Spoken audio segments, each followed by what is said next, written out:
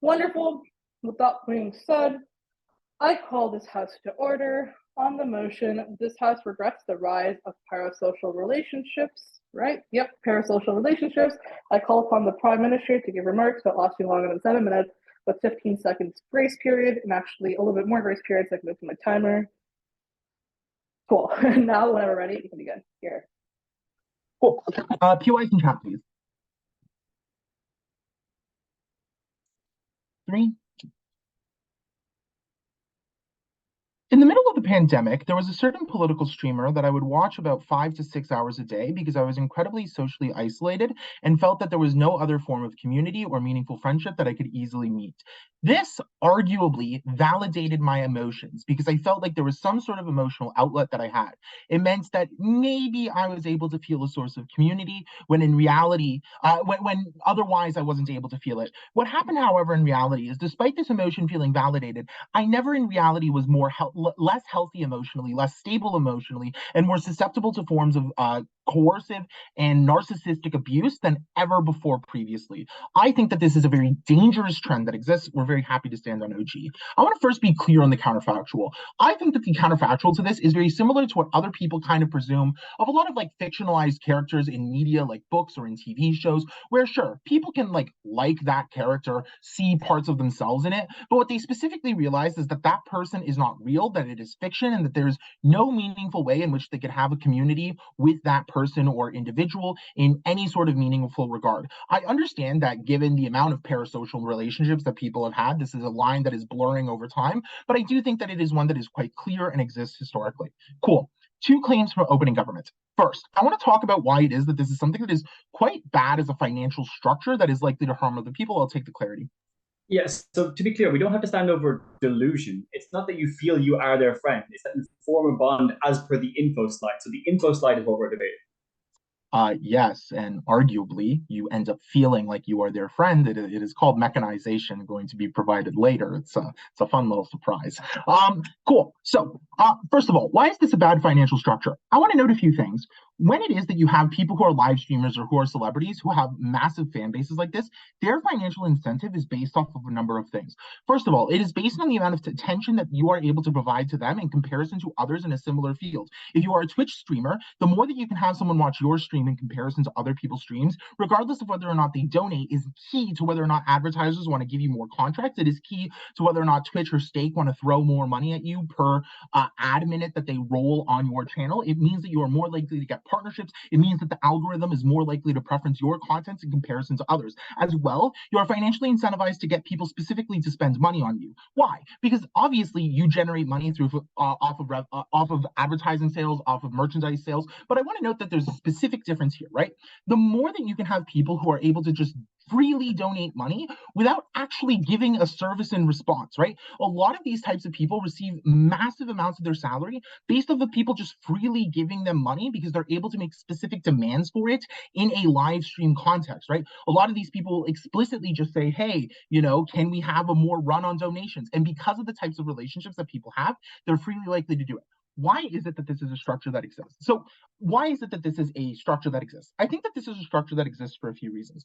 First of all, the reason why you're able to get people to so freely commit to this is because you are able to use a number of tactics that allow people who are your audience to just prioritize you over other considerations in life. I want to note that a lot of people who consume a lot of this type of content trends very young. They're often 12 to 21 years old in majority. And what that often means is that they, one, do not have a lot of modalities of other types of friendships that they have and do not have a lot of experience in a lot of relationships in the first place, meaning that their ability to be their ability to suspect when it is that they're in an unhealthy context is difficult for them to pick up on. The second reason why it is that this is very possible is because there's a very large power disparity, right? In a lot of circumstances, the person who's the creator, who's running a lot of these types of accounts, has a lot of ability to control what it is that you're interested in, right? The more content that you are able to actually consume means that they're also the ones who are producing a lot of this content and are able to shove this out in front of you. What I want want to note just at the conclusion of this type of claim is that a lot of these types of creators engage in a lot of very common abusive tactics. They're able to frame other competitors to them as people who are cringe, people who are losers, people who are of low social value for you to engage in, and as a result use a lot of coercive social pressure to push people against them. They're able to frame themselves as people who are in particular financial need and abuse the fact that you feel particularly close to them as an individual and use that to try to get you to coerce, to give them money when in reality they are perfectly fine. Third of all, because there's a massive amount of financial disparity between you and the person who's creating the content, what we see happen in a lot of circumstances is that they are able to hire entire production teams whose entire job it is to then run a lot of that person's social media accounts and direct messaging accounts and use that to make you feel like you have some sort of friendship, right? They are able to communicate directly with their own consumers and start talking in a way as if they were friends with one another and use that type of leverage to make people feel much closer to the creator than they actually are. In reality, though, this isn't a real meaningful relationship. And what I'm going to talk about in a second is why it is that this hurts the friendships and relationships that people build in a second. But first, CO. Okay, but this is not actually real because of the fact that most of the celebrities, when they are abusive towards any other person, are probably cancelled. For example, Twitch breaks their funding and so on, so on. So it's not that easy to be just abusive and get profit. So that's 15. Yeah, it actually is pretty easy to do so because you are talking to children who are very easily manipulated and don't have much of a context to recognize that what they're experiencing is something that is bad and atypical and shouldn't happen. And as a result, they don't necessarily engage in a lot of the type of backlash because they have a lot of loyal devotion to the person that they follow because they see them as a primary source of information and entertainment in their life, who has been with them throughout all formative periods in their life because they've had constant 24/7 access to that person for the better part of all of their emotional development and have had the ability to communicate what they feel like is directly with them over a long period of time, meaning that these tactics go unnoticed. So why is it that this hurts meaningful relationships for individuals? I think that there's 3 independent reasons for this. First of all, because you expect a lot of your relationships in the future to be unidirectional, right? You are able to give a lot of yourself to others without any sort of meaningful expectation of anything in return. You can say as much as you want to somebody in a live stream. You can say as much as you want to somebody in their chat. You can say as much as you want and purchase as much as you want from them. You can watch them 8 hours a day. You can hear every single thought that they have. But as well, you don't necessarily expect anything in returns for them because of the fact that, you know, you've been a part of this community for a very long time and you haven't necessarily seen that as much. I want to explain why that's hurtful. The reason it's hurtful is because it means that people are more likely than not to find themselves in positions wherein they feel like that's a normal expectation for them in relationships. They hold very low expectations of their real life friends that they meet because of how much they've been willing to give up of themselves. And as a result, people who feel like they are able to exploit that have a much more easier pathway to do so. Secondly, it means that you also create an expectation wherein you have your friends elevated in terms of how much you expect from them in a moral context, right? In a lot of ways, like a lot of these streamers have a lot of their image and branding of themselves curated and filtered to make sure that it is idealized and as perfections as possible. And what this often means is that any sort of minute issue that they run into is often very subject to criticism, not in the abusive context, but in the sense that like anytime they say something mean, it is something that you can then largely criticize them for. And I think that this means that you have undue expectations of your friends. Press propose.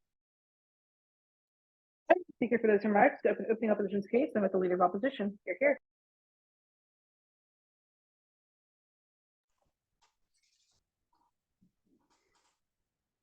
All right, I have a lot to get through, so I'm just going to get right into it. 3 points of rebuttal. Firstly, attention can be grabbed in other ways. For example, getting people to get on board with hating a particular outgroup can happen without parasociality, so that's not comparative. Secondly, when they talk about competition, obviously collaboration is the better strategy because you can get access to a new market base of people alongside you, get there's people to watch your channel as well, get them to listen to your music. So you get musicians and like Twitch streams, all those kinds of things collaborating as well. So competition is not the optimal strategy. Thirdly, abuse cases are broadly non-comparative because other abuse tactics exist which are non-reliant on parasociality. They never put the exclusivity of this. Therefore, this point is not comparative. Fourthly, I think they're also specifically like tied to the context of things like Twitch streamers where you're only interacting with one specific audience, whereas for most people, this is things like Taylor Swift, Maddie, Illy, etc., who have to have broad appeal outside of the parasocial group as well, and therefore cannot commit to those kinds of abuse tactics in those kinds of contexts as well. So open go for this. Losing the debate already. Now get onto some setup. Lots of setup to do. First thing, on specific cases of harm and abuse, firstly, I think oftentimes they're non-comparative because delusions of grandeur or other mental illnesses play into those kinds of things that are not relative to parasociality in the debate. Secondly, and these kinds of things pre-exist the rise because these are people who have specific proclivity to become parasocial in those kinds of interactions. Thirdly, I also think that these people would likely become victimized in some other way, even if it wasn't a parasocial thing, because they're particularly prone to those kinds of cases of abuse. And fourthly, our case will demonstrate a larger comparative instance of those harms existing and therefore beat this analysis out the gate. Other points of setup then, 3 points of setup. Firstly, on characterizing the rise. I think the rise means it becomes more common and more widely known, which means 2 crucial things. Firstly, you get more discourse, both from artists and like who want to talk about parasociality, perhaps oftentimes feeling that they don't want to have this relationship with people, not all people are bad, or because they fear that harassment and abuse that might come from people forming these relationships, so they talk to their fans preemptively. Secondly, it comes from things like video essayists, articles, etc., which insofar as this becomes a rise and a norm, it often becomes a subject of discussion, so people become more prepared to deal with these things when they emerge. Secondly, I think it becomes more accessible, so a wider range of personalities to which people can form these relationships insofar as it increases. Second point of framing is that the optionality in construction. So artists can become anonymous and anonymize themselves, like Burial, the dubstep artists, or they can not choose to play into those parasocial things, noting that opening government can see that it's a constructed ideal. Thirdly, they can choose not to become personalities in the first place, avoid the thing writ large, or fourthly, protect themselves through things like investment in security, etc. Third point I said is that most people are not crazy, or not that they're not crazy, but they're not going to engage with these things in extraordinarily harmful ways. Like people in real life make memes about stuff like podcasts and feeling like they're a friend and joking about these things, especially when it becomes more normalized and has a rise associated with it. Secondly, they recognize that it's not true friendship and still desire other friendships insofar as they know that it is not real, it is on a computer, etc., because this is just a normal thing to do. Thirdly, I think people oftentimes self-select into these things based off necessity. So people who could have had real life relationships with friends oftentimes will opt into those more, and people that cannot will opt onto our side as well. So 2 arguments then. First argument is on the benefits of getting some kind of friendship. First thing here is some context of the increased atomization of society. There's an increased complexity of social interactions insofar as there's a downfall of consensus in the world, increased globalization, new ideas and new norms emerging. That means social interactions are more difficult to parse. Secondly, people can oftentimes not afford social activities insofar as rampant inequality across the world has oftentimes meant that people can't afford to do things like go to cafes, libraries, etc. And also capitalism, thirdly, has decreased third spaces. So there's fewer places that you can exist for free without paying or for long periods of time, that you can meet people in the public forum or the public spaces. Fourthly, people oftentimes live at home more often, meaning they can't go outside to their friends and meet up with them. Fifthly, the aftermath of COVID was also a time when people lost friendships, but also lost the skills and development necessary to gain those friendships. And sixthly, capitalism divides people based off competition, meaning that they don't collaborate and interact with each other frequently. Friendship is crucial. Second part. For some point A, people need to not feel alone. We are social animals. We interact with each other in societies, and we need to not feel alienated. Secondly, people need to learn new things, ideas, perspectives, music, TV shows, and those things from other people. They cannot find them out alone. And thirdly, as opening government suggests, it legitimizes yourself and your personhood, because you don't feel like you're wrong or awful when you feel like you have a sense of friendship with people. Obviously, streamers or artists can provide these things in substitute in some degree on our side of the house, which is beneficial for reasons that I'll explain. Because the harm in the comparative is that people go further into spirals of alienation, loneliness, and depression, which has 2 significant impacts. Firstly, rampant anxiety, depression, and loneliness, which is extremely harmful in society. Secondly, increased violence and harassment against other people insofar as the people you feel are responsible, you're oftentimes played up by populists, or you yourself as a lone wolf will believe that you have been wronged by society in some way and act out violently against it when you're on your own, etc. Things like school shootings, etc., but also violence against women, ethnic minorities, trans people, etc., all come under this purview. Final subpoint on this, I want to note that it's particularly important in the context of vulnerable groups who oftentimes cannot meet up in public for fear of their own safety, or because they don't know other people who pertain to that group in real life. So gay people or trans people in specific areas that might not have access to these things. The ability to feel like they can see it, someone who represents their identity and have a sense of friendship with them in a positive, valuable light, legitimizes the beneficiality of their own interactions with their own self. It's politically and interpersonally important. This also beats opening government's claims about low expectations, because the reason you would have low expectations in friend groups going into the world is because you don't feel like you deserve to be treated well in your life, that you have legitimacy as a person. Closing government. Yeah, so for people who are really lonely and don't have in real life friends, why can't we use alternatives like online chat rooms or free online therapy? Because you don't have fiat for those online chat rooms, and you can't construct a meaningful way in which these people can come and create these communities. You need a power broker or a focal point to collaborate around, as I'm going to explain now. So my second case is on the formation of community. So in order to achieve friendship or community, you need to have a degree of mutual social capital with other people, the ability to form a connective bond, something to get your foot in the door. In the context that I've talked about earlier, people are struggling to be able to use what limited social capital they have to form friendships with others, because they don't have the skills or the opportunities to engage in these things, which is why you require a strong form of social capital between people in order to form these things, and access to a community of people that might be similar to their interests, which they might not have the information to find out otherwise. It also furthermore taps into the concept of friend groups. So insofar as there is a focal point of friendship that you both have with another person, you both have a parasocial relationship with a person, it makes it easier for you to form a friendship with those other people insofar as it's similar to the idea of friend groups. And the strength of bond is therefore necessary for this. This means things like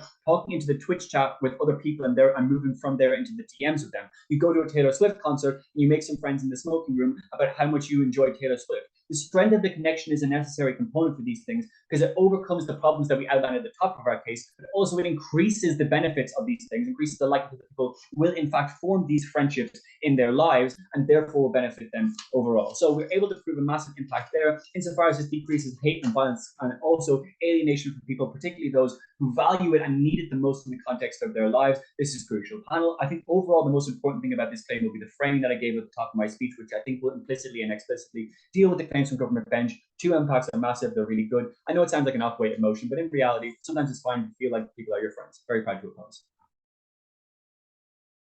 I thank the speaker for those remarks and to continue opening government's case and with the Deputy Prime Minister. Here. Alrighty, am I audible? Yes. Sorry.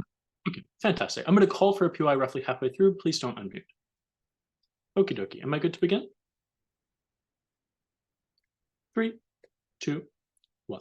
I want to begin with a quick point on framing. OO says that you will know that they're not your friend and that this is just a simulation of friendship. But they read the info slide, so I will too. Towards the end, it says that you think of a Twitch streamer you watch regularly as a friend. This isn't that you think of them as something like a friend. No, it's you think of them as a friend. That's what the debate is about. Let's engage on those terms. First, some refutation. By far the most important point of refutation is to their point that many people can't access friends in the status quo, and so parasocial relationships are a good alternative for these people. The response, as gets discussed largely in Ethan's speech, hinted at in Naomi's POI, and now expanded on, is that even if it's true that many people can't access IRL friends, friends that can touch grass with you, you can still very often access online friends. Now, they have some rebuttal to this. They say that you're only ever going to be able to form online communities when you have a focal point around which people can conglomerate. But the problem here is that there's tons of focal points other than just sharing a parasocial relationship with someone else. You can, for example, share interest in a community. I'm sure we're all here part of the debate shit posting subreddit, the debate serious posting subreddit, et cetera, et cetera, et cetera.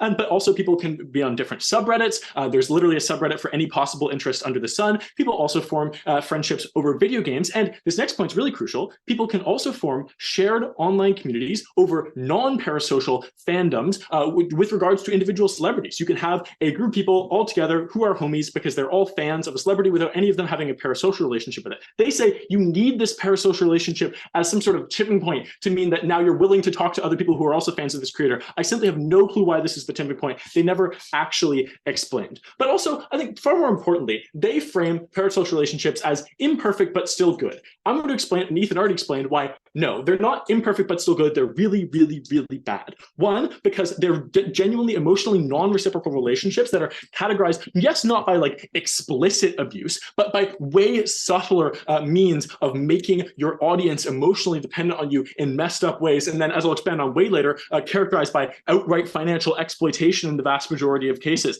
And then also, and then I think this is another point where I'm going to direct you all towards the info slide, these friendships are often characterized by really brutal ends, because who you form the friendship with isn't the actual person out there, the celebrity. No, it's the image of them. And the problem is that image is never actually going to correspond to who they are. So eventually that celebrity is going to fuck up. Eventually that celebrity is going to do like Taylor Swift does and date someone who's a racist or whatever. And then when the fans find this out and they see all of a sudden that the person that they thought they were friends with is fake, is a phony, is a fraud, they're going to be absolutely distraught. And if they're so emotionally dependent on this person, that's going to be absolutely devastating for their mental health. At least when you're friends with real friends, more likely than not, you're friends with who they actually are. Yes, some people put on performance a little bit, but it's nothing like what a person who performs 24/7 is doing. Okay, great. I think that mostly deals with the rebuttal, so I will take a POI from back half before I go on to some very comprehensive reconstruction. Okay, but why all of those alternatives are better than this parasocial relationships? Most of them can be toxic and abusive on some cases, so everything can be abusive, and it beats probably all of your examples. That It is absolutely true that any friendship, any relationship can be abusive. The question is, which is more likely to be? Is it more likely to be an abusive and manipulative friendship when one of the parties literally doesn't know the other, most likely doesn't care about the other, and views them primarily as a means to the end that is their job of capital acquisition? That is when you get way more abuse. That is when you get way more manipulation. That's when you get all of the harms that I'm going to talk about now. Okay, let's go. So on exploitation, we explained to you why it is that celebrities have super strong incentives to maximize their profit, why that's literally what they're doing when they're on the clock. And so what they want to do is get their fans to donate as much as possible, to watch as much as possible, etc. So they engage in all sorts of fucked up tactics, all the manipulative and abusive tactics Ethan discussed, but also simpler tactics of just deceit, saying, I care about you, I like you guys, I view you as my family, subtler things like that. Also demonizing competition, and in some cases encouraging you to sort of stay online rather than go off and hang out with your normie friends, but that's more applicable in extreme cases. Okay, and then we explained to you why this has a lot of harms, especially for the young people who are watching, because it, one, just means that they get exploited and a lot of money gets taken from them. They typically speaking don't have that much money, and then also has all the downstream harms with regards to other relationships that I'm going to discuss a little later. What are the responses that we get? First, we get that you're going to be canceled if you're explicitly abusive. The problem here is, as I've already sort of preempted, we're not talking about things that you can get canceled for, like being racist, being super obviously wrong and fucked up. No, it's way subtler. It's things as subtle as just saying, I care about you, I'm here for you, I'm listening, and responding to them constantly, making them feel like you are their friend, even though you're not, even though you don't care. Second response is that there's all sorts of other abuse tactics that you can engage with, and these people are prone to be victimized otherwise. Here's the problem. You're way less likely to be abused by a celebrity who you view as a stranger and who you don't interact with very much. You're way less likely to be abused if there's no foot into the door, which is the friendship. There's a reason why most violence, most extreme violence on the basis of gender happens within relationships rather than between strangers, because I'm not clear why any of these other abuse tactics are actually going to work if I don't even know you, if I don't care about you, if you're just a celebrity out there, someone who I don't think of my friend, someone who I see no reason to listen to. I'll take a POI from top half before I continue. Yeah, go ahead. I can't believe you guys lied about the info slide again. It says examples include thinking of them as a friend, not that these are the exclusive examples, and not that you think that they are your friend. I think it's like my MacBook's a friend. Okay, but our whole point was this. Insofar as we're concerned with largely young people who have the most free time to watch Twitch streams, they don't have the emotional maturity to parse what is like a pseudo-friendship from an actual friendship. They haven't really seen all the possible range of friendships and relationships out there, so they just see, oh, this person's being nice to me, they must be my friend. They see, oh, this person's saying cool things, responding to me, laughing at my jokes, etc. So they don't have the sophistication to be able to parse this. So maybe for 30-year-olds, you're right, sure. But once you get to that point, the damage has already been done insofar as young people learn most of their bonding habits and expectations and norms when they are precisely as young as they are. Okay, great. Then that night brings us nicely to my point on harming relationships. We explained to you why this normalizes unidirectional relationships, which opens people up for unhealthy relationships in their IRL life, why this means harmful expectations for other people, because you expect way more of your friends than they can possibly meet, because the celebrity who you think you're friends with is an idealized image rather than a real person. The response to this that we get is, well, now good, okay, you're going to expect more of your friends. Our point was that you'll expect way more than anyone can ever actually give you, because a celebrity, until they fuck up one day and reveal that they're actually a bad person, is performing perfection. That's sort of their job. So you're going to expect perfection of your friends, put way less time into them.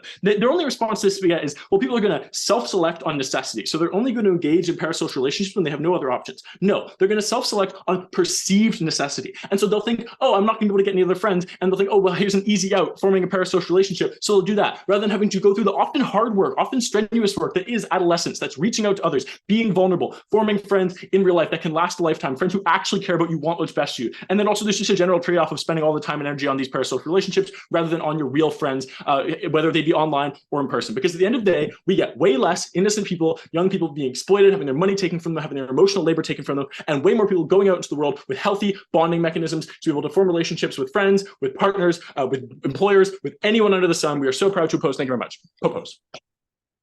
I'm the speaker for those remarks, and the Deputy of Opposition Club at the top half of this debate. Here. Right, can you hear me very well?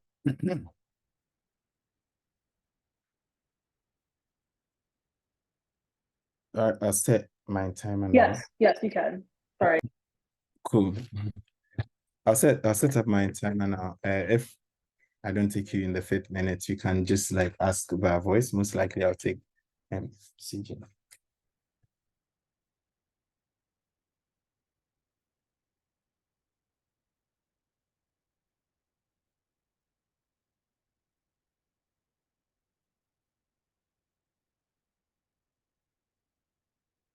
Right.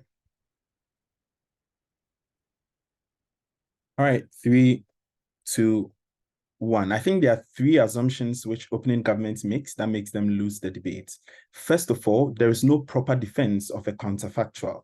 They do not explain to you where most of these people who are engaged in parasocial relationships are going to on their side of the world. Because I reckon if they are not engaging in real life relationships or friendships now, given all of the difficulties which Dylan told you, I'm unsure why they immediately form some of these bonds and online chats which these guys want to talk about. But secondly, all of the abuse which they point out also happens in real life. There's potential for abuse. The perfection of your friends pretend all of the time, like Dylan pretends he likes me in order to get me to speak with him, things like that. All of these things happen. So I'm unsure where the tipping point is, especially when they want to talk about these benefits. But the most important thing I want you to take, panel, and even if you don't write this, I'm happy if you just listen to me. I'm unsure why real life friendships is far more important than online friendships. For example, I'm unsure why real life debate is more important than online debates. I think at the end point of it, where individuals necessarily want a level of catharsis that comes from friendships, their ability to be able to get one, especially within the remits where they are not abused, is one that is legitimate. They give you no metric for being able to establish this one preference over the other. They say, go outside. They say, do force yourself into some of these things. These things legit makes people uncomfortable. People speak to people and their emotions are triggered and they enter into depression. People go outside. They don't like the weather. People are scared. Like all of these groups of people are people whom opening government does not cater for. I think the very simple case from our side is that no matter the alternatives which they give, there are a subset of people who are never catered for. And we say, let this be a legitimate option for them to be able to engage in. There are 2 things I'm going to do to opening government. First of all, beat their analysis on financial incentives. 1, that is not a predominant structure, and I would like to note this, as it does not represent all cases, because people do some of these streams for friendships as a hobby, and even if it is so, they can earn without the donation or by providing a real service. I recognize this does not take down the argument, but it takes out a lot of sting from it. Secondly, the rise breaks this, because they are supposed to defend some form of friendships, because the debate is about the rise with no analysis on the rise. It means that these forms of relationships exist on the counterfactual in some way or form. We say it is probably going to be worse, given we lack all the mechanisms which Dylan tells you. So you can get it for. So for example, with these services which they talk about, the rise means that there's more competition. You can search for more services. You can sort between them. You have more discussion. There's far more openness within this, which means that we are able to also significantly reduce the harms that comes with this. In the counterfactual, you are less likely to want to talk about this, and this abuse is likely to perpetuate itself. But thirdly, not sure why this is bad. People pay for sex, rights, movies, because companionship is important for them. There are many people for whom money is the only way by which they will be able to access a lot of things, given that they do not have the characteristics to be able to access these forms of friendships. 4, not sure why it doesn't happen in person-to-person relationships. I buy beer for my friends all of the time. I cook for them because I want to. The only difference they give you is that there's a production crew, which I say is symmetrized in status quo. There are people who have learned so much about relationships, who have learned so much about how to appeal to themselves, and they're able to do this. And I think that this breaks off once there's competition. And I'd like to highlight this point again about abuse. We don't regulate this in person either, even if there's potential for abuse. But on our side, maybe we have digital footprints. Maybe we're able to track and ensure that this level of abuse does not exist. Secondly, on relationships, and I question how these people live happily. 1, there's no justification for why in-person relationships are better than the other. If the end goal of relationships is catharsis and pleasure, the pain of it is part of the experience, not abuse. I just want to know. So like debate, ethics committee exists, but you may lose some, you may win some, and all of the process is nice. Therefore, preference is the ultimate, as is the only determiner, as we don't have epistemic access to how these people feel, because their claim is they felt there was no other way. Most likely there isn't. You legitimately believe so, which means that even if you are forced to go out, you do not experience all of the catharsis which they talk about, because you are scared, you are scarred, and you do not value the experiences. Now, to further broaden our case, but before that, closing government. So we're all right with parasocial relationships existing in niche cases for people with extreme social anxiety or people who are in extenuating circumstances that mean they're isolated and have no recourse. What we're not all right with is a rise where everyone has these parasocial relationships. Yeah. So yeah, congratulations. You take a second and maybe OG takes third. Extension. Why does this need to exist?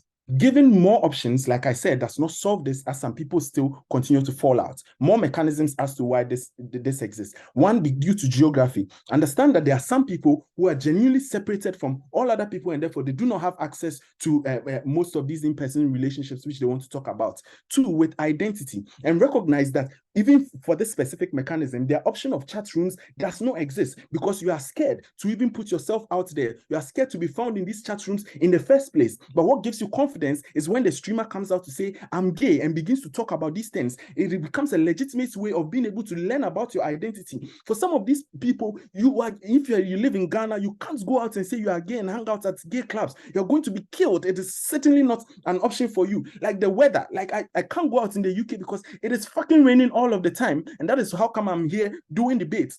All of these people are not catered to, another substitute they want to talk about. Why is the rise important? One, because it increases the competitiveness, and increases the competitiveness because one, there are more options and discussions. Two, it brings awareness to the issue to regulate, which means social media rules and governance tend to come out, which means that if you're having harmful effects, there are more and more reports of it and incidents, and which means that there's far more incentive to be able to deal with these things. Thirdly, because there are options. If you feel like this Twitcher is being very bad or is saying some very toxic things, you can be able to watch the other. You can hear your friends talk about another person who is talking on the same topic on their side of the world, especially in CG. You just have one option, which means that even if they are being toxic, you can't do that. It means there is more call-outs, there's far more collaborations, there's mainstream visibility, which is all very, very important for them. What are the benefits? I think the benefits are very large, especially even in forming real-life relationships. One, because of the establishment of the community, which means that as a gay person, when you now go out, you know you can feel safe because everyone has said that I've gone there 3 or 4 times and no one has attacked me, and there are some things which they do which is very beneficial for me, and you have that person leading the groups. Secondly, it is also the baseline for establishing interest, knowing what you like, and learning about relationships and social dynamics, even in the first place. You chat with people within the comments box. They ask you to come around to parties, and you learn these things, and you become comfortable before you are even able to step out in the first place, which means it's a prerequisite for forming all of the relationships which they have. Panel, notice, these guys have not told you why the friendships or the counterfactual they want to defend is better than this. For these groups of people whose preference is this and it gets catharsis, we say allow them to do so, given that the rise makes it better. Thank you. I thank the speaker for those remarks and jump in the back half of this debate. And as member of government, you're here. Hi, if you have POIs, please just offer them in the chat.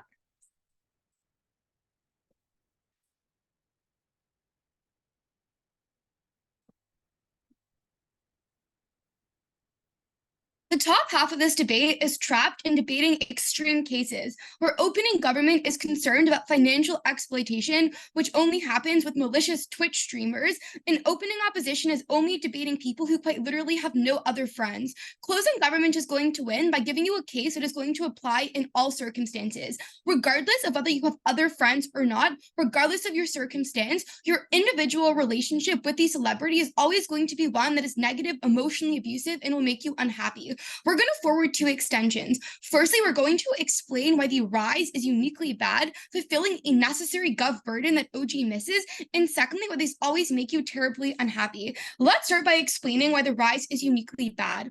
I want to start by responding to the opening opposition frame here of guys. The rise is good because we get discourse. Importantly, something being more common does not equate to more discussion about a particular thing, and they were very vague about their mechanisms for why they actually get more discussion. What they try and say is that now celebrities are going to talk about it more. Which celebrity is going to admit their fans have a parasocial relationship with them? Because as soon as you admit that you have a friendship with your fans, this then creates the expectation of reciprocity, which is often not fulfillable whatsoever. Online discussions don't happen in blogs about, oh my gosh, this parasocial relationship is harming me. It often happens with other super fans, because these are the people who care. These are the people who want to hear about the fact that you deeply love the celebrity. So you often just get discussions that are accruing within echo chambers, which has a reinforcing effect. Why is the rise uniquely bad? Firstly, it leads to much more normal people opting into this who don't need to, but who are just doing it because of the bandwagon effect, because a higher number of friends in their life are also doing this. These are people who might otherwise have in real life friends, but they think it is cool to become immersed in celebrity culture and to develop a parasocial relationship with them.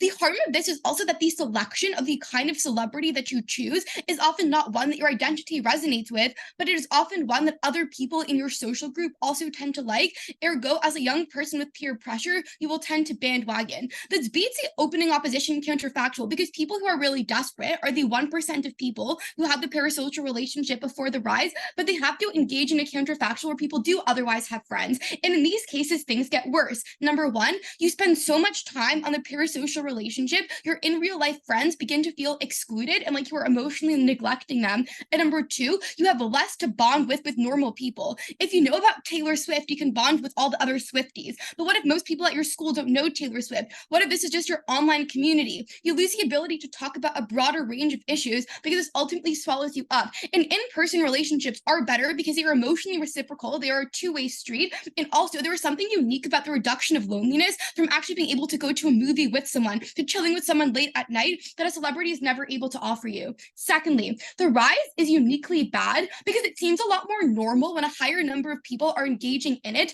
meaning that when people are doing this for dubious reasons, they are less introspective about their own behavior, and they are less introspective about why it is harming them because they see everyone around them engaging in the same thing, meaning that fewer people are able to opt out of this who would benefit from it. Second extension. Why is this almost always an emotionally abusive relationship? Open government tells you that this creates bad expectations about other people that you socialize with. There's a few reasons why we're going to outweigh. Firstly, this is unresponsive to what opening opposition says, that these are often people with low degrees of self-esteem who might have a negative view of how much they deserve from friends in the status quo, or people who are otherwise very lonely and don't have these kinds of options that are going to exist. And number two, opening opposition says that you can often tell that these are different from the kind of friendships you are having in real life. Therefore, we think the more comparative argument is the direct negative relationship that you have with the celebrity itself. Our claim here is that you grow to love someone who is never able to meaningfully love you back. Why is the connection that you develop with them so strong? Firstly, parasocial relationships are often romantic in nature. You often fall for a beautiful, for a very attractive celebrity, and therefore you feel like you are in love with them. You want to sleep with them, but obviously you can't do this. Secondly, the sheer amount of time spent, it becomes an addiction because it's your escape mechanism to know every little thing about this person's life. But secondly, fan communities can often become very toxic and hyper competitive with one another. If all the other people you are bonding over this know the latest breakup tea, the latest DUI tea, and you're uninformed about this, you're going to feel inferior to other fans, creating incentives to overinvest within this particular person. And you also often feel like you are supporting them. You are sending them DMs when they're having a bad day. Even if you try and trick your brain into thinking that they're also friends with you, it's very difficult to engage in this cognitive dissonance entirely, both due to the physical distance that exists between you guys. You will probably never meet them, but also at best you will make general comments of, oh, I love my fans, but it is never about you. You love them, but they just love their fans. This leaves you feeling with a profound degree of emptiness that's wrapped over you because your best friend is someone who is never going to be able to love you back. But during hard times, if you try and DM them on Instagram, they're never going to respond to you, which can fill you with a degree of deep sadness and actually lower your confidence. The second subpoint under this, though, is that this also leads to harmful identity norms that exist where you try and model your personhood around this particular individual. Before I explain how this works, I'll take a PY from OO. Yeah, so we preempt this argument by talking about the epidemic of loneliness, meaning that it's not a niche. It's in fact lots of people that require these skills. The real niche is the one that pre-exists emotion, which is the vulnerable, delusional groups. The epidemic of loneliness gets worse when a toxic friendship makes you feel more lonely. If you buy OO's insane characterization that online chat rooms don't work, that you can't bond with free online therapists and all of that stuff, nothing is better than someone who makes you feel sad, neglected, and abused on a daily basis. What are the harmful identity norms? Many people try and mold their character around the person they have a parasocial relationship with. Firstly, the sheer sheer amount of frequent exposure to this person on the internet creates a subconscious association of this is how normal people act. And number two, because you love them and you view them with such a high perception, you often extrapolate this to yourself, that I will be loved more if I look like this person. Why is this bad? Firstly, celebrities often have negative and unattainable norms. Often the most very attractive people are the ones who are rising through the meritocracy, meaning that if you try and become more like this person, you're at increased risk for developing things like eating disorders or even just body dysmorphia when you try and dress like them, but you don't have the kind of money to, and therefore you become a lot more paranoid about your own appearance to a large extent. But number two, this is often not the identity that is most fulfilling to me. If I'm trying to look like Taylor Swift every day, if I'm trying to look like Camila Cabello every day, people have diverse preferences. No one is cut from the same cookie, or however the saying goes, and therefore, as a consequence, your true identity is never going to make, your true identity will always make you feel much happier than trying to be like someone else. We protect individuals' true freedom and emotional health. Proud to stand on CG.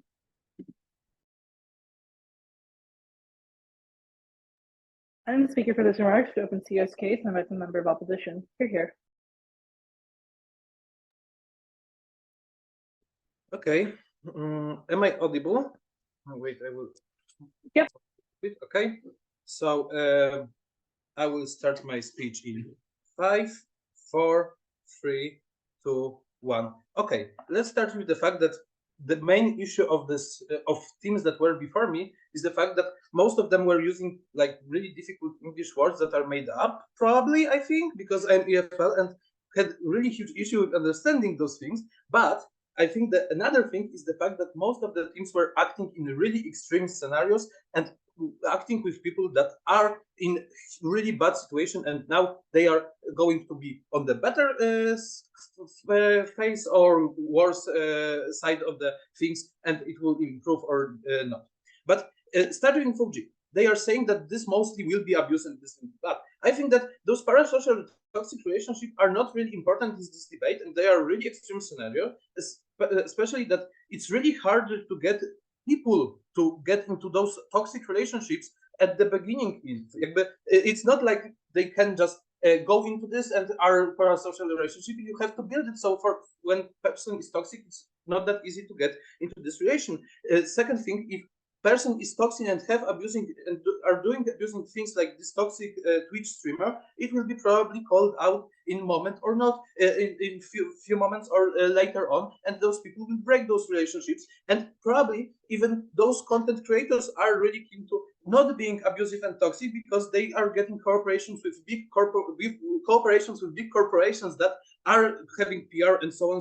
So those people are not really like that bad and doing so many things. And another thing, all of us agreed that friendship as whole is good thing.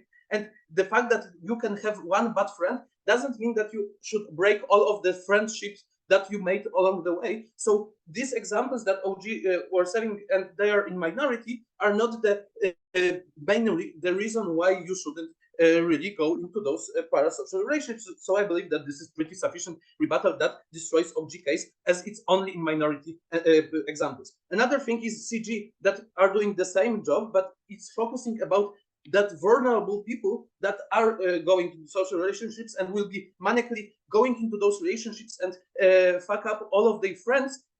Like normal person wouldn't really do that, and it's really irrational to do so. And same thing with another thing that no one can really respond to Instagram. Yeah, because you are aware that there are 6 million people that are following that person and writing on the Instagram too. So it's really hard to get that.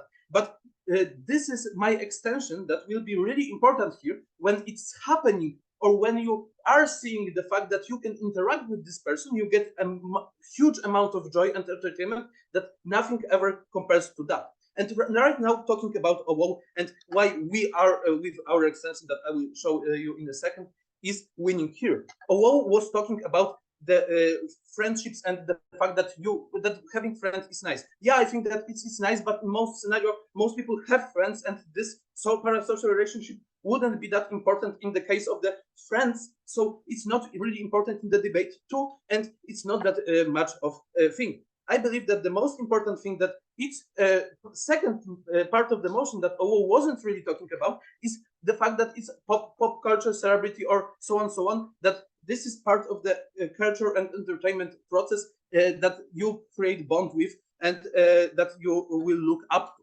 So we believe that the fact that entertainment is so rising up and you have so much more joy than normally you would have is the most important part of the debate, as all of those things that another things we're talking about were just extreme scenarios for a small minority of people that probably are helpless anyway. Most of the people that are creating those parasocial bondings are normal, sufficient people that are functioning and just enjoy pop culture on the bigger scale. Why? How it is even create those parasocial relations? You just pick content creator, watch it. You see that this content that is created matters to you. For example, Taylor Swift is hitting you deep into the heart, and later on you just like this person as a person because you started interested into that person's life, and later on you create this parasocial bond and are looking up to this person. Are most of the time checking all of the social of that person and so on, and you have big emotional baggage with every event that is happening with this person's life. And we believe that it's really nice because you can enjoy most of the times these things. You can see that this person, for example, is putting new content and it's about you. You see and feel about it so good and have much more enjoyment. On other side, without it, you probably won't have that unique bond and unique emotional baggage that is here. So normal, it would be, for example, normal pop song, not pop song about you and about the fact and from the content creator that you are looking for so many times. And now this content creator, for example, has big success and you are enjoying it with it too, and it gives you emotional bond. And another thing is that with it, you can have, when you're sharing so many intimacy moments of this person, when you are seeing so many things that is happening in their life, when they are like sharing this intimacy with you because they are having social and you feel that you know everything about this person, you have person that you can look up to, that is your role model, that is getting so many out to you, and you can get so much back. Because, for example, when you are LGBTQ plus person, most of the times you don't have much of the people that will support you because most of the people are okay. CGPOI. Yeah, so people can still enjoy pop culture if they're lonely under both sides of a house without developing. No, okay, I think that they can't, because pop culture is mostly shit and really similar, and it's really hard to enjoy the things that are probably similar and have no really meaning, and you need to put additional meaning to enjoy it even more. And most of the people are doing it right now and having much more entertainment right now, and it's really important, as with so many things that are happening on the, for example, pop culture market, you can't really enjoy unique things because you are still getting bombarded by so many things, and you have so much to see, and you have less occasion to get dopamine out of the song that you are hearing. So this is the fact that those parasocial activities gives you so many more joy of engaging with this culture and engaging more. And as I come back to LGBTQ plus point, you feel much more accepted when you are feeling that this person is LGBTQ plus creators and they are unique because there are not that very much of LGBTQ plus person role models, so you get so much out of it because you feel accepted by your parasocial friend. Thanks. Fine, thank you for this remark. I'm going to close the governmentalist debate and with the government whip. You're here. Everyone hear me? Yep. All right. Starting in 3, 2, 1.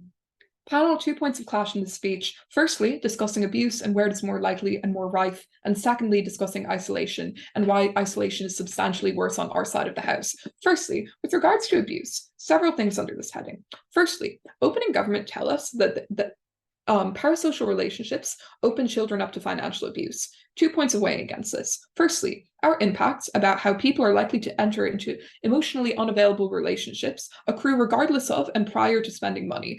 Therefore, even if a child doesn't spend money on donating to a streamer or doesn't spend money on Taylor Swift merch, our impacts of emotional harm and emotional abuse still occur. Secondly, because our impacts accrue regardless, they affect more people. Note that not every 12-year-old is going to have a credit card. However, every 12-year-old can probably engage in fan culture online and still access access our impacts. Consequently, we beat this point from opening government. The next thing opening government talk about are one-sided relationships. They say that this means you are likely to expect one-sided relationships of other people in your life, and you're likely to transplant those expectations on every other relationship you have in your life, thus harming them. What we tell you from closing government is that you get those relationships anyways, because you form one with the celebrity. When you idolize a celebrity, when you put them on a pedestal, but they never respond to you, when you spend every waking moment dreaming about them, but then they never talk to you, when the songs that they write about you, aren't about you, when they never communicate with you and never are able to communicate with you because they're celebrities, I think you feel substantially worse on our side of the house. I think we scale this impact up when we characterize the rise of one-sided relationships, but we also show how this affects everyone. So even if you don't, even if they're case is true and you do expect one-sided relationships with everyone in your family, I think our case occurs prior to that. Right. Moving on to closing government, because closing government say under this heading that you are likely to pick content creators that you identify with and develop emotional baggage around the songs that they write. You likely feel as though most pop culture is empty and thus don't connect with it. Two responses to this. Firstly, you just know that it's not real. You know these songs aren't about you. Opening opposition admit that you probably are able to distinguish reality from fiction. As a consequence, you probably know that Taylor Swift didn't write Anti-Hero about you. I think this mitigates closing government's impact substantially. Secondly, though, closing opposition themselves admit that you are likely to pick content creators that you identify with. Note that in order for this to occur, you need to be able to develop some form of preference. You need to be able to sit down and think, I wonder what I do like and I wonder what I don't like. Therefore, you need to sift through all of the cheap, fake pop culture stuff in order to accrue this impact regardless. Closing government is out of the debate. Let's talk next about isolation. What we hear from opening opposition is there are certain people in very, very extreme situations where they're extremely lonely or where they are isolated due to identity factors such as being gay. Several responses to this. Firstly, I think it is just broadly assertive that there's an epidemic of loneliness, right? But just gut check this. Most of us go to work, most of us go to school, most of us go to church. We have friends, we see people every single day. We see our family, we see our roommates. I think that is just like brutally untrue that people are lonely. Most people have friends in the real world that they feel some kind of connection with. Everyone had someone that they were dying to see during COVID or who they were dying to hang out with after COVID ended, who they felt an immense amount of relief and love towards when they finally got to hang out with them in person. I would note that most people have friends in spite of every single mechanism that opening opposition tell us. Secondly, though, I think a lot of the cases that opening opposition identify, which fall into two categories: gay people who have no gay people that they can look up to or connect with, or people who are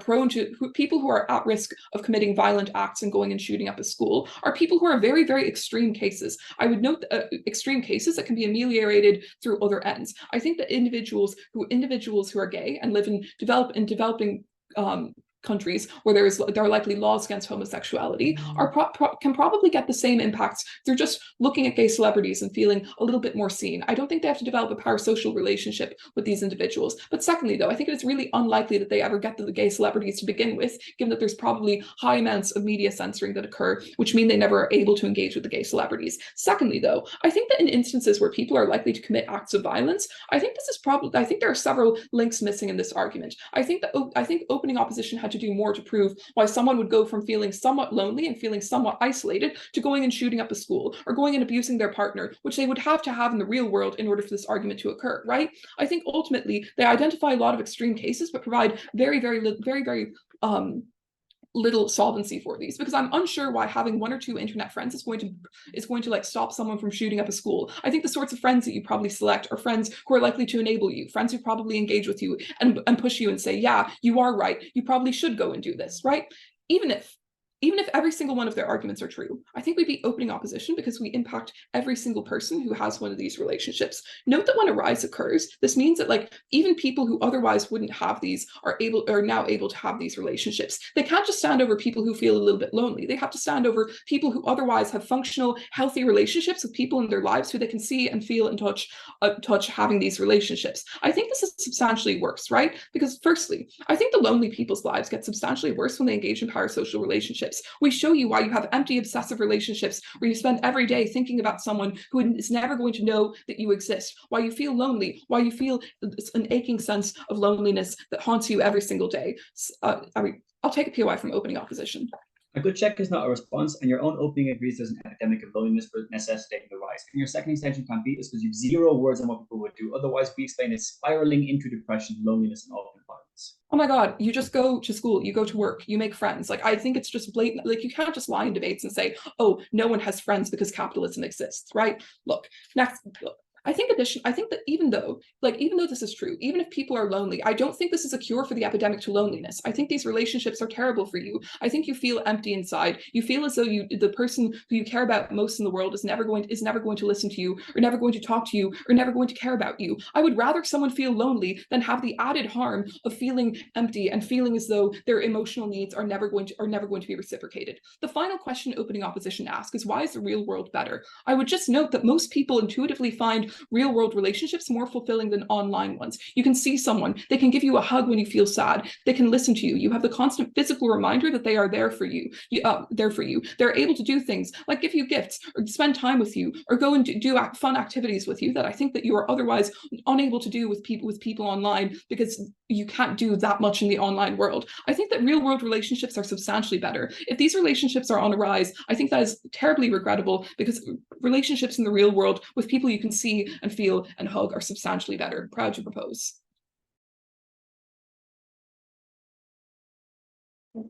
I think the speaker for this remarks because the opposition is as a whole and with the opposition with here.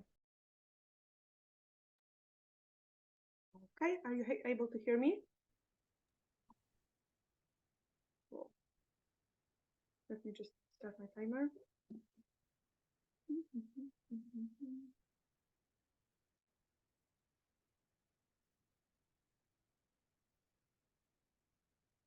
Okay.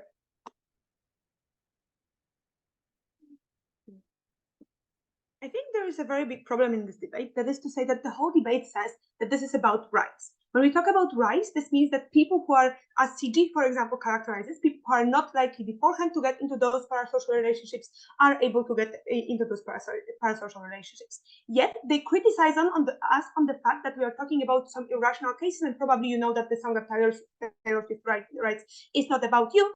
And at the same time, they themselves have a case that all people are irrational, and they will be waiting the whole time for this one response from this one person, counting on the fact that this person will respond to you. We think that both things cannot happen on the same time. We think that the most of this debate that has happened so far before CO's extensions happened on very extreme cases. That is to say, where really people who are either very, very lonely, don't have any other means of connecting with anyone, or all of the people are very bad and unable to distinguish parasocial relationships from any other relationships. We say to you, when there is a rise of those parasocial relationships, this means that you are probably able to see, for various reasons, why this person is not the only friend in your life, or likely to be the only, I don't know, love interest that you have, or whatever, but what those parasocial relationships give you, and this is important, and this is something that Grzegorz brings to you, is crucial enjoyment of whatever content you are able to consume. I will extend on that, tell you also why this is probably most likely enjoyment, most accessible enjoyment, all of those things, and that is why we win this debate. But first of all, let's start with some direct rebuttal to both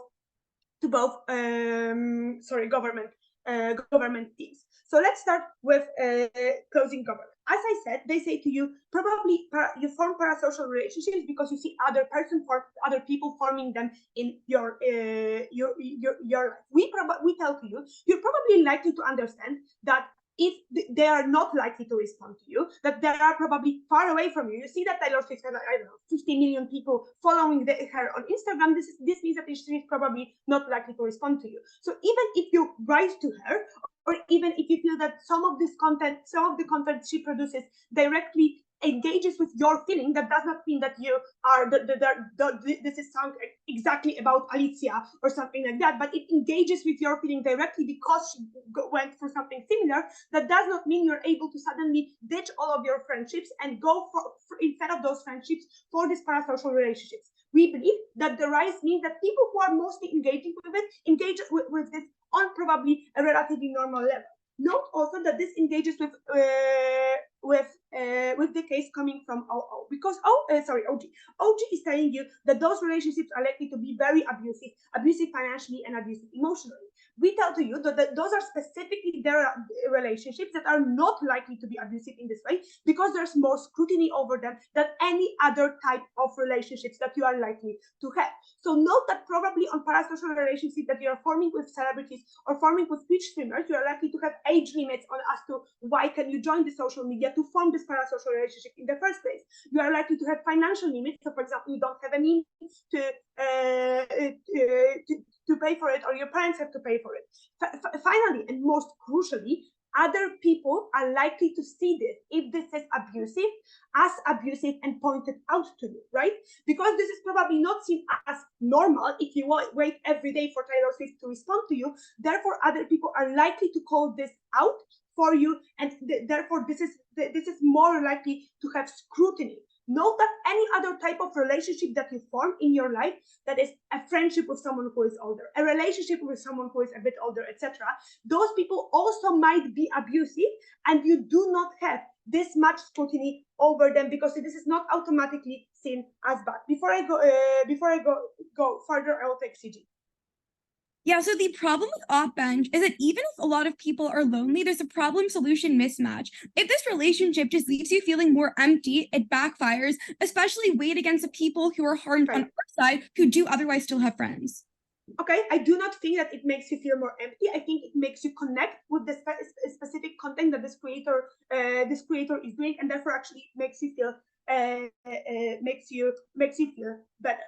Note that also when OG talks about normalizing unidirectional relationships, we tell you unidirectional relationships exist every day.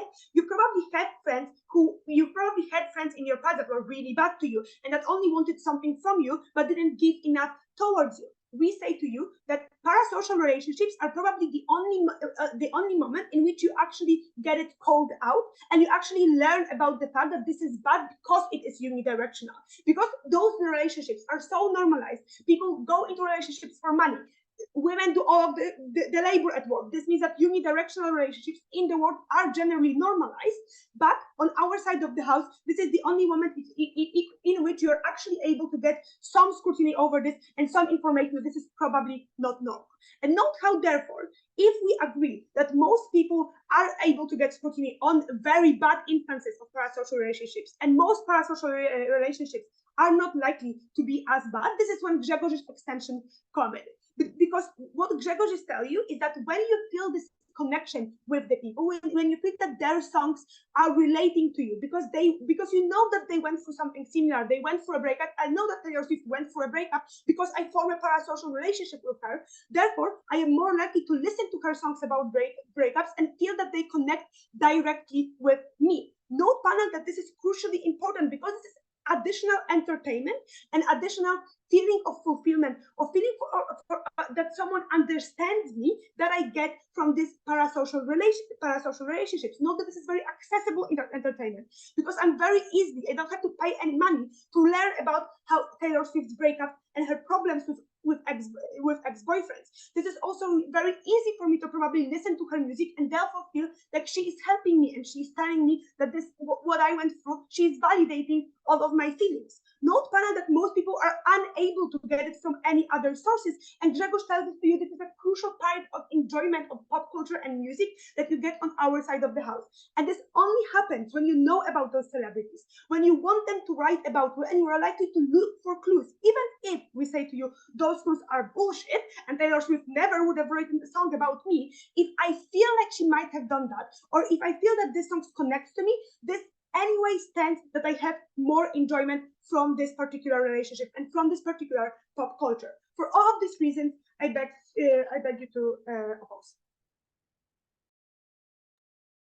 I'm the speaker for those remarks and all the speakers for all the great debate. I'm going to wait for the recording to stop.